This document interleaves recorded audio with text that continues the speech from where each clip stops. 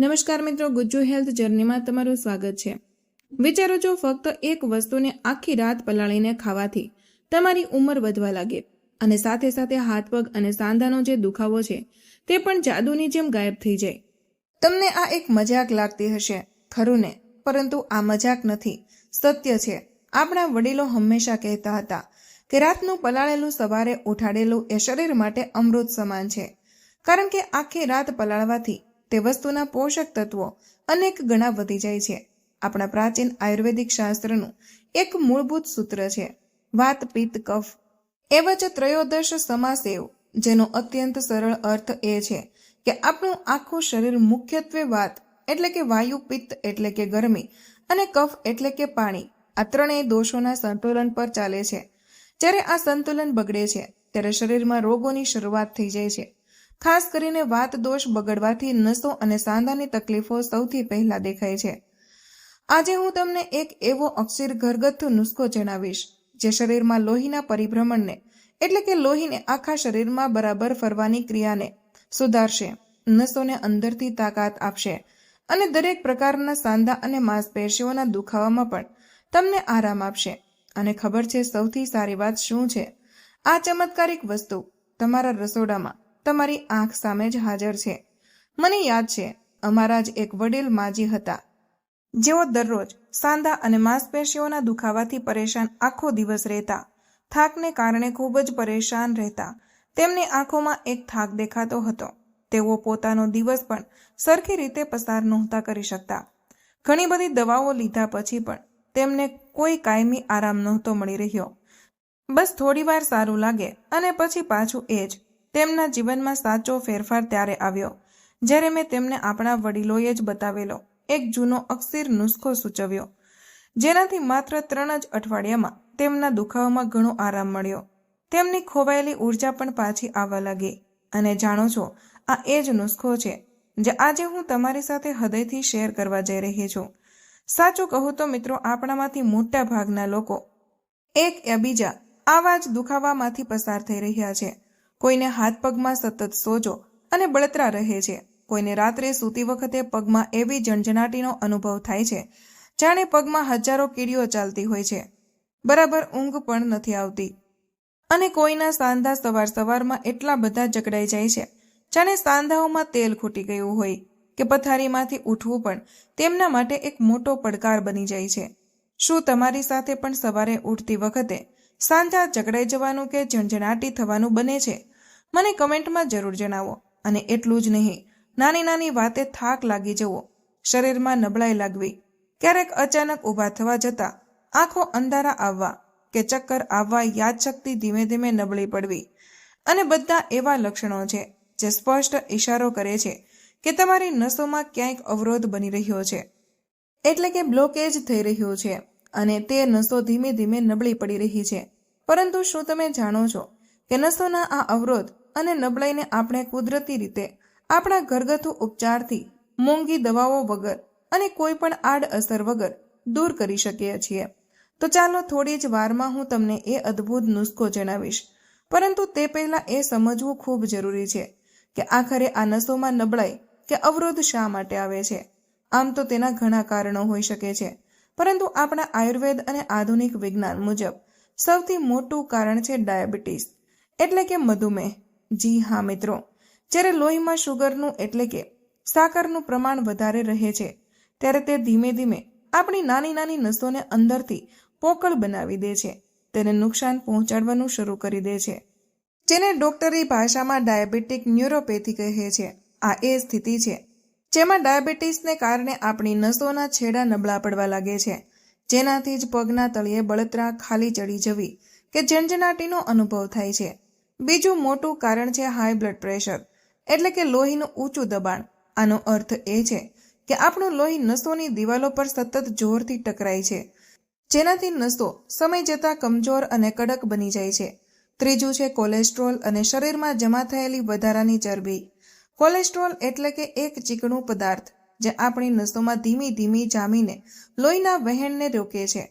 જેમ રસોડાની પાઇપમાં ધીમે ધીમે ચિકાસ જામી જાય છે અને પાણી જતું બંધ થઈ જાય છે, એવી જ રીતે આપણી નસોમાં આ ખરાબ ચરબી કરે છે। ચોથું કારણ છે કોઈ પણ પ્રકારનું ઇન્ફ્લેમેશન કે ચેપ. પાંચમું છે હોર્મોનલ અસંતુલન, એટલે કે શરીરના આંતરિક રસાયણોમાં ગડબડ. આપણા શરીરમાં ઘણા એવા કુદરતી સંદેશવાહક તત્વો હોય છે જે શરીરના બધા કાર્યોને નિયંત્રણમાં રાખે છે. તેમાં ગડબડ થવાથી પણ આવી તકલીફો થાય છે. આ ખાસ કરીને બહેનોમાં વધારે જોવા મળે છે. અને છઠ્ઠું કારણ છે આપણી કિડની કે લીવરની નબળાઈ, જેના કારણે શરીરમાં ઝેરી તત્વો એટલે કે ટોક્સિન્સ, જેને આપણે સાદી ભાષામાં શરીરનો કચરો કહી શકીએ, જે જમા થવા લાગે છે. આ કચરો જ્યારે પેશાબ કે પરસેવા વાટે બહાર બરાબર નથી આવી શકતો, ત્યારે નસોમાં જમા થયેલી લોહીને બરાબર ફરવા દેતો નથી. આ બધી જ વસ્તુઓ મળીને તમારી નસોમાં નબળાઈ પેદા કરે છે અને તેના પરિણામે જ દુખાવો, થાક અને આખા શરીરમાં નબળાઈનો અનુભવ થવા લાગે છે. પરંતુ મિત્રો, સારા સમાચાર એ છે કે આ સમસ્યાથી છુટકારો મેળવવા માટે એક એવો ઉપાય પણ છે જે તમારા રસોડામાં જ રાખેલો છે, આપણી નજર સામે જ છે.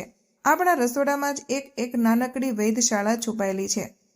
બસ તેને ઓળખવાની જરૂર છે અને ખૂબ જ સાધારણ વસ્તુઓથી તમે તેને સહેલાઈથી બનાવી શકો છો. અને હવે હું તમને એ જ નુસ્ખો સ્ટેપ બાય સ્ટેપ, એટલે કે એક પછી એક બધી વિધિ વિસ્તારપૂર્વક જણાવવા જઈ રહી છું. તો વિડીયોમાં મારી સાથે જોડાયેલા રહેજો. મિત્રો, આ નુસ્ખો 3 ખૂબ જ સાધારણ વસ્તુઓથી બને છે અને આ નુસ્ખો જણાવ્યા પછી હું તમને આ ઉપાયની સાથે અંતમાં એક બૂસ્ટર સ્ટેપ પણ જણાવીશ, જે તેની અસરને બમણી 3 ગણી કરી શકે છે. શું તમે આ ખાસ બૂસ્ટર સ્ટેપ જાણવા માટે ઉત્સુક છો? પરંતુ તેના વિશે જાણતા પહેલા ચાલો જોઈએ કે આ નુસ્ખો આખરે બને છે કેવી રીતે. તો તેના માટે સૌથી પહેલા તમે એક સ્ટીલનું વાસણ લઈને તેમાં 1 ગ્લાસ પીવાનું પાણી નાખીને ગેસ ઉપર ઉકળવા માટે મૂકી દો. હવે જ્યારે પાણી બરાબર ઉકળવા લાગે ત્યારે તેમાં સૌથી પહેલા દાલચીની એટલે કે તજનો એક નાનકડો ટુકડો નાખી દો. તજ એ આપણા આયુર્વેદમાં વાત દોષને શાંત કરનાર શ્રેષ્ઠ ઔષધિ મનાય છે. પછી એક મોટી ઇલાયચી, જેને ઘણા લોકો કાળી ઇલાયચી પણ કહે છે, તે આખી જ નાખો. આ મોટી ઇલાયચી ફક્ત સ્વાદ માટે જ નથી, તે પેટને શાંત કરે છે અને લોહીને સાફ કરવામાં પણ ખૂબ જ મદદરૂપ છે. અને છેલ્લે 2 નંગ લવિંગ લઈને તેને થોડા વાટી લો. તેને અધકચરો ભૂકો કરીને તે પણ પાણીમાં ઉમેરી દો. લવિંગ ગરમ હોય છે, તે શરીરના દુખાવાને અને જકડાઈ ગયેલા સાંધાને ખોલવાનું કામ કરે છે. હવે આ ત્રણેય વસ્તુઓને આ પાણીમાં તમે 2 થી 3 મિનિટ સુધી ધીમા તાપે બરાબર ઉકળવા દો. ઉતાવળ બિલકુલ ન કરતા, જેથી ત્રણેય વસ્તુઓ પૂરો અર્ક તેનો જે અસલી રસ છે તે બરાબર પાણીની અંદર ભળી જાય. બસ 2-3 મિનિટ પછી ગેસ બંધ કરીને પાણીને સામાન્ય તાપમાન સુધી ઠંડુ થવા દો, એટલે કે તે હુંફાળું રહે. જો તમને થોડું ગળ્યું પસંદ હોય તો તમે પાણી ઠંડુ થયા પછી તેમાં એક નાનો ટુકડો દેશી ગોળનો પણ ઉમેરી શકો છો, કાં તો થોડું શુદ્ધ મધ પણ ઉમેરી શકાય છે. પરંતુ એક વાતનું ખાસ ધ્યાન રાખજો, જો તમને ડાયાબિટીસની સમસ્યા હોય તો તમારે ગોળ કે મધ બિલકુલ ઉમેરવાનું નથી. તેને સખત રીતે ટાળજો. આ નુસ્ખો લેવાનો એટલે કે ઉકાળો પીવાનો સૌથી સારો સમય કયો છે? ખબર છે, રાત્રે જમ્યા પછી લગભગ અડધા કલાક પછી. જી હા મિત્રો, રાત્રે સૂતા પહેલા લેવાથી તે આખી રાત શરીરમાં પોતાનું કામ કરી શકે છે, નસોને આરામ આપી શકે છે. બસ 1 ગ્લાસ દરરોજ 14 થી 15 દિવસ સુધી જો તમે આને નિયમિતપણે લેશો તો ફેરફાર તમને ખૂબ જ જલ્દી નજર આવવા લાગશે. ધીરજ રાખવી જરૂરી છે, કારણ કે આયુર્વેદિક ઉપચારો ધીમે ધીમે પણ મૂળમાંથી કામ કરે છે. શરીરમાં ઊર્જા પણ આવશે, તાકાત પણ આવશે, સાંધાના દુખાવામાં પણ તમને આરામ મળશે અને જે નસો તમારી અવરોધિત થઈ રહી છે તે પણ ધીમે ધીમે ખુલવા લાગશે. ચાલો હવે જાણીએ એક ગુપ્ત બૂસ્ટર સ્ટેપ વિશે, જેના વિશે મેં તમને હમણાં થોડી વાર પહેલા કહ્યું હતું કે હું તમને જણાવીશ. એક એવું સ્ટેપ જે તમારા નુસ્ખાના ફાયદાને અનેક ગણું વધારી દેશે.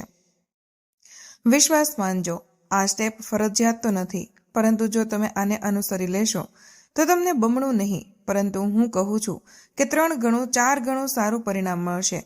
તો તમારે કરવાનું શું છે કે જ્યારે તમે આ ઉકાળો પી લો છો તેના બરાબર 15 મિનિટની અંદર તમારે એક નાની ચમચી વરિયાળી ચાવીને સારી રીતે ખાઈ લેવાની છે. જી હા મિત્રો, આ નાનકડું સ્ટેપ આ ઉકાળાની અસરને બમણી કરી શકે છે, કારણ કે વરિયાળીને આંખોનું તેજ અને પેટની ઠંડક કહેવાય છે.